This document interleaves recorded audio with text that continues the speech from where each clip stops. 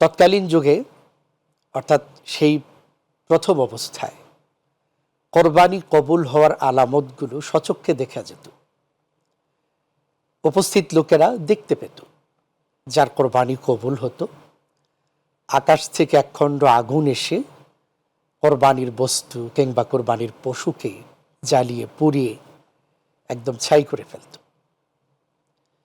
হযরত আদম আলাইহিস সালাম যখন হাবিল এবং কাবিলকে কোরবানি করার নির্দেশ দিলেন, আল্লাহ সুবহানাহু ওয়া তাআলার পক্ষ থেকে আকাশ থেকে একখণ্ড আগুন এসে হাবিলের দুম্বাকে জনসম্মুখে জ্বালিয়ে পুড়িয়ে একদম ছাই করে দিল। এতে প্রমাণিত হলো হাবিলের কোরবানি আল্লাহ সুবহানাহু ওয়া তাআলার দরবারে কবুল হয়েছে।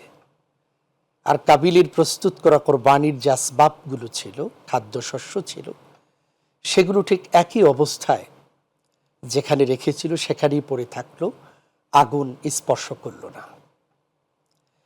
এটা থেকেও প্রমাণিত হয়ে গেল কাবিলের প্রস্তুত করা এই কোরবানির বস্তুগুলো অর্থাৎ তার কোরবানি আল্লাহ সুবহানাহু ওয়া তাআলা কবুল করেননি।